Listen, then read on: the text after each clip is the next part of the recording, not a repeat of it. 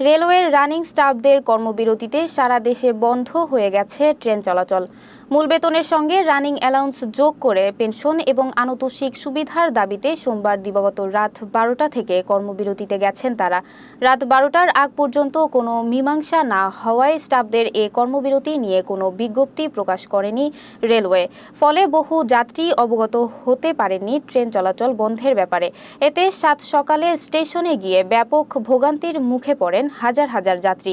বগুড়া স্টেশনের সরেজমিনে গিয়ে বেশ কয়েকজন যাত্রীর সঙ্গে কথা বলে জানা যায়, ভোরের আলো ফোটার আগেই স্টেশনে অপেক্ষা করছেন অনেকে। স্টেশনে আসা কেউই জানতেন না ট্রেন চলাচল বন্ধের বিষয়টি, তাই কাউন্টারে এসেই পড়তে হয় বিপাকে। ফলে শীতের মধ্যে পরিবার নিয়ে আসা যাত্রীদের পড়তে হয়েছে চরম বিড়ম্বনায়।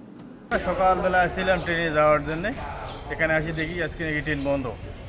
আমরা যাবো লালমনিরহাট বুড়িমারি স্থল বন্দরে, হ্যাঁ, কিন্তু এখানে আসি দেখি ট্রেন নাই। এখন তো কী করা যায়, এখন সকাল থেকে বসে আছি, এখনও আমরা ট্রেন পাচ্ছি না। ট্রেন কি আসবে কি না এটা আমরা জানতে চাই। ফিরে আসলাম, আসা দেখি যে এখানে ট্রেন নাই। আমি তো জানি না যে এখানে আজকে বন্ধ। এখন তো অনেক সমস্যার মধ্যে আসছে, যাইতে হবে কোনো আমি জানি না আগে যে এখানে ট্রেন থাকবে না, বন্ধ। মানে আমার ছোট ভাই আছে, তো ওর বমি হয়, এর জন্য এখন লং জার্নিতে ওর সমস্যা, বমি করতেছে। তার জন্য ভাবলাম ট্রেনে যাব, কিন্তু ট্রেন জানি না, হঠাৎ করে ট্রেন বন্ধ, তো এখন এই জন্য আবার বাসে যাত্রী করতে হবে।